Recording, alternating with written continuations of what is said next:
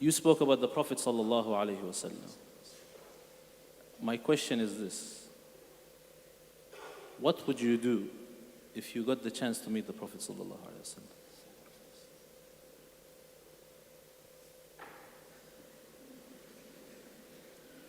You know, Mufti Menk knows that I have a policy sometimes that I do not like to speak in front of, learned mashayikh, scholars. And I've seen that in the life of my own teachers, how they respect their teachers and they prefer silence over, speaking.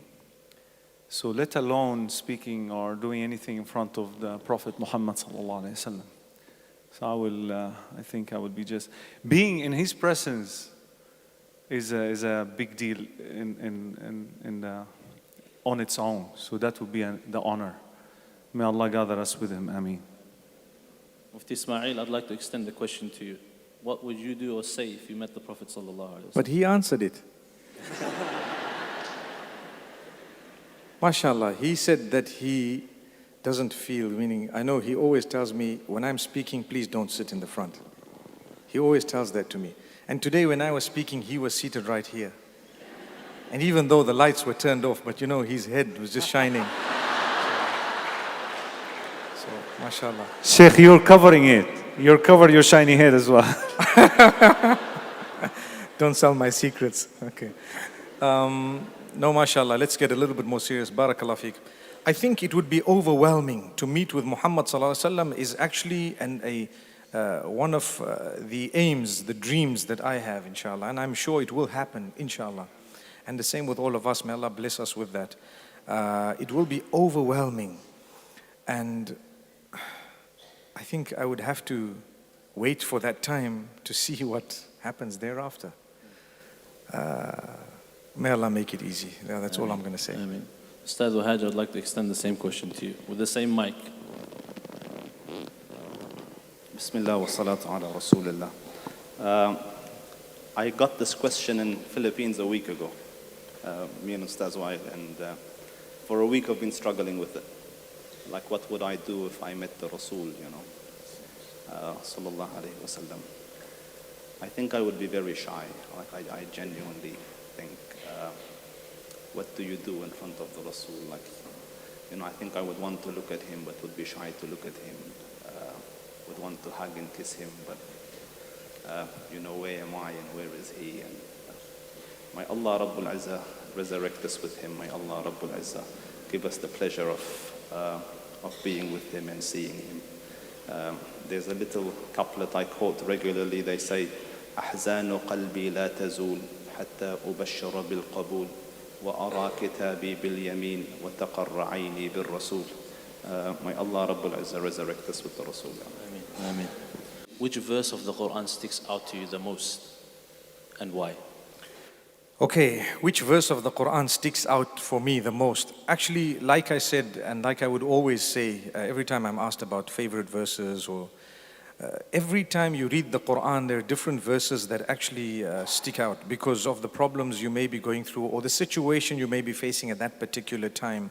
So different verses stick out. But in general, I can tell you, there is a surah that moves me the most. Two surahs, short ones. One is Al-Duha and the other one is Surah Al-Sharh. وَالضُّحَى وَاللَّيْلِ إِذَا سَجَى مَا وَدَّعَكَ رَبُّكَ وَمَا قَلَى.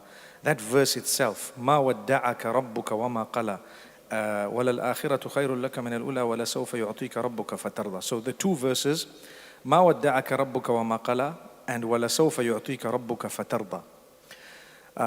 They stick out the most for me. They impact upon me. They make me ponder deeply every time I read them. And what they mean, just for the benefit of everyone, where the Prophet ﷺ, revelation had stopped for a time, and then he thought maybe Allah's upset with me, maybe Allah has left me, forsaken me. So Allah revealed a verse to him to say, مَا وَدَّعَكَ رَبُّكَ. Allah has not forsaken you.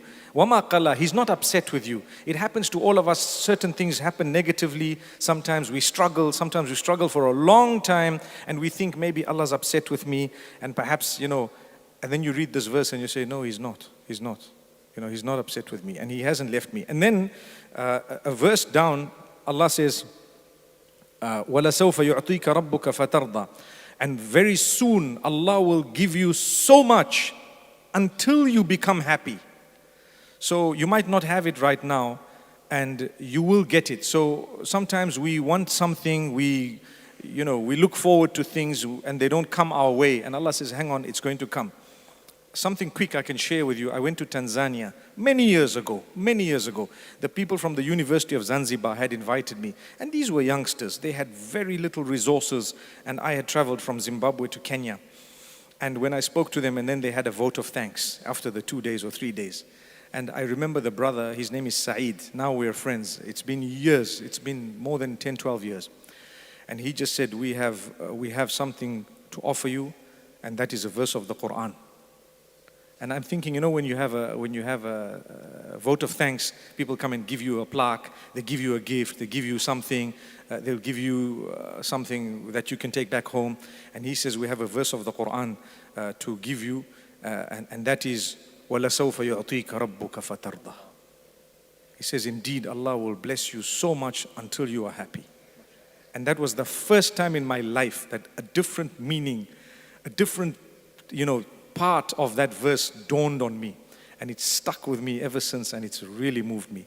And so that surah and the next surah is all about difficulty and hardship. I think I can invite everyone, if you have a moment, to go and look at those two surahs. They really soothe me. They bring about a lot of calmness. I just have to read them, and I'm just blown away. MashaAllah.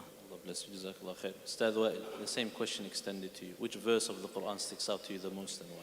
Yeah, there is one verse that always on mind, and I always recite it. I even recited it today during my talk, and that is, قُلْ يَا عِبَادِيَ الَّذِينَ أَسْرَفُوا عَلَىٰ أَنفُسِهِمْ لَا تَقْنَطُوا مِنْ رَحْمَةِ اللَّهِ إِنَّ اللَّهَ يَغْفِرُ الذُّنُوبَ جَمِيعًا إِنَّهُ هُوَ الْغَفُورُ الرَّحِيمُ. Tell my servants, tell them, O Muhammad, those who have transgressed against themselves, who have sinned day and night, tell them, despair not from the mercy of Allah subhanahu wa ta'ala, for Allah forgives all sins. إِنَّهُ هُوَ الْغَفُورُ الرَّحِيمُ. Indeed, He is the most forgiving, most merciful. And I think for two reasons. I like that verse so much for two reasons. It reminds me of my ugly history. And it gives me that hope that Allah subhanahu wa ta'ala is willing to forgive whatever we have committed in the past. So may Allah subhanahu wa ta'ala make us among those who will be forgiven, inshaAllah. Ameen. Ameen. Ustad Wahaj. I like both of those verses. But I'm in education, and part of what we deal with is discipline and ta'deeb of the younger generation. And so because it's your field, you kind of look for it in the Quran, and no one disciplines like Allah Rabbul Izzah. So one of the topics that the Arabs had a problem with, when the Prophet was preaching, was with this issue of resurrection. We will die, we will turn to bone, the bones will turn to dust. Your Lord will bring us up from dust. And one of them, went and thought and did a lot of thinking, and then came up with an amazing experiment, took old decaying bones, and came to in front of the majesty of the Rasul and crushed it like this. And he goes, you're saying He will give life to this? In his head, he thought reached nirvana, look what I do, what an experiment. Like, how are you going to say that? So the Quran responds, in a way befitting the majesty of the Dhul Arsh al-Majid and Fa'alul lima yurid. He says, أَوَلَمْ يَرَ الْإِنسَانُ أَنَّا خَلَقْنَاهُ مِن نُطْفَةٍ فَإِذَا هُوَ خَصِيمٌ مُبِينٌ وَضَرَبَ لَنَا مَثَلًا وَنَسِيَ خَلْقَهُ قال من يحيي العظام وهي رميم. So he says, أولم يرى الإنسان, doesn't man see that we created him from a droplet of nutfa, something so low that if it falls on your clothing you won't pray with it, and then that same thing made from that grows so arrogant that he comes to argue with us, and وَضَرَبَ لَنَا مَثَلًا, and he wants to give examples for us, وَنَسِيَ خَلْقَهُ, and he forgets what he was made from. قل يحييه, and he's saying من يحيي العظام وهي رميم, who will give life to the dead bones once they've decayed. قل, tell him يحييه الذي أنشأها أول مرة, the one that created it from nothing, he will bring it back again and he is able to. So to myself, that poor person, thought he's reached nirvana, enlightenment, I have found life, and then Allah Rabbul Izzah brings him to his reality just with a couple of sentences. As someone in behavior management, it stands out to me now. Finally, Ustad Wahaj, I will stay with you inshallah. You spoke about Jannah and what a beautiful place Jannah is. The final question from myself to you is this: what are you looking forward to the most in Jannah? Whatever's in the tent. Allahu Akbar.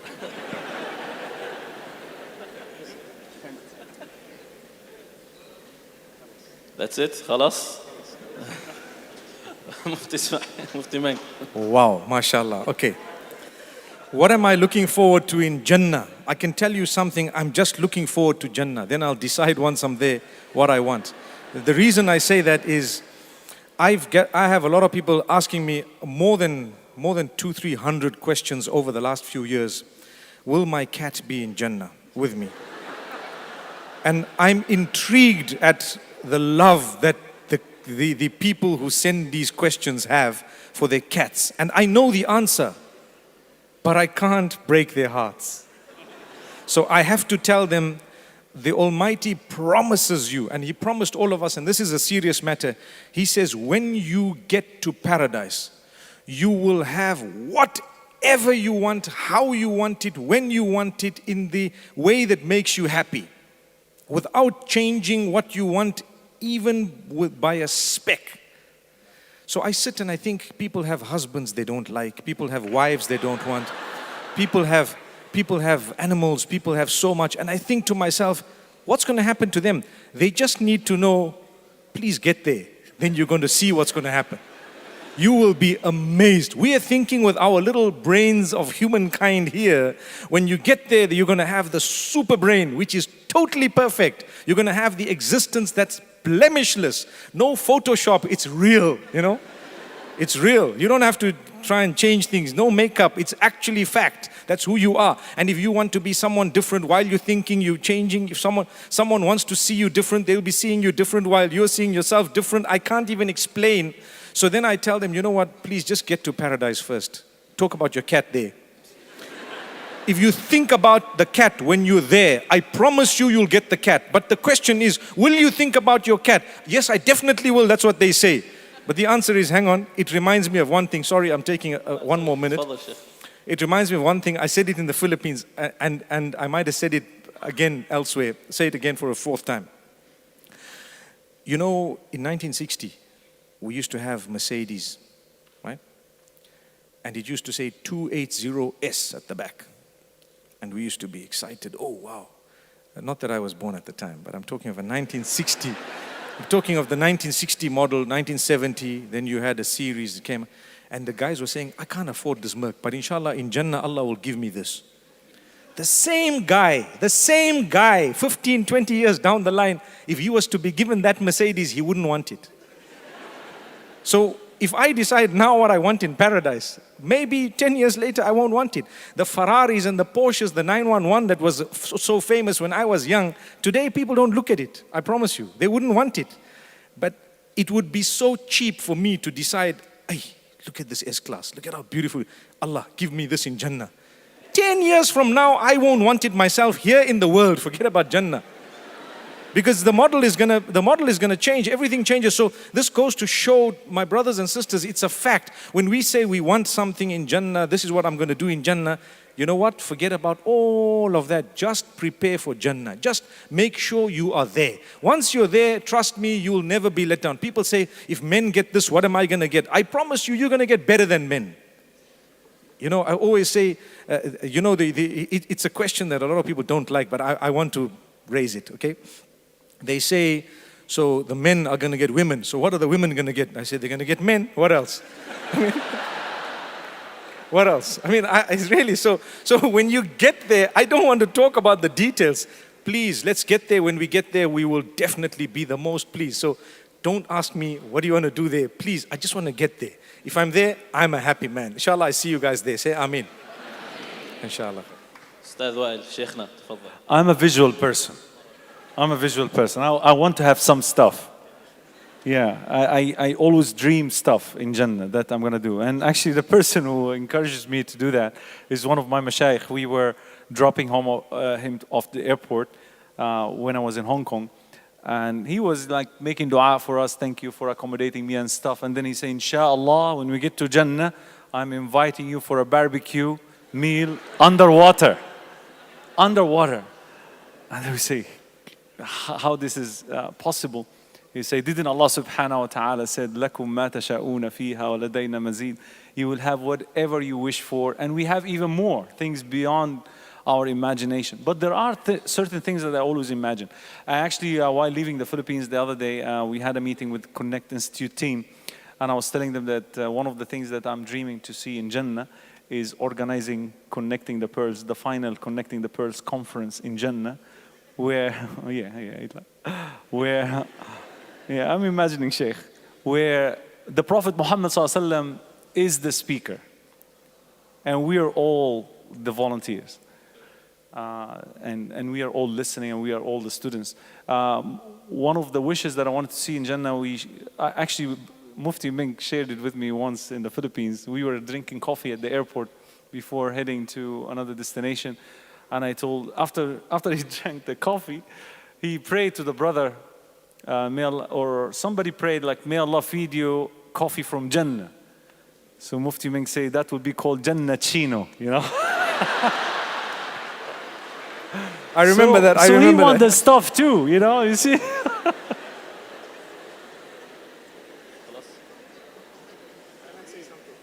تفضل شيخ. MashaAllah, MashaAllah. I remember the Jannah Chino bit, but I want to ask you, will there be chickens in Jannah? Because for a barbecue, you're going to need chicken. Okay, Habibi, no, MashaAllah, it's beautiful. Alhamdulillah, beautiful, beautiful. Jazak.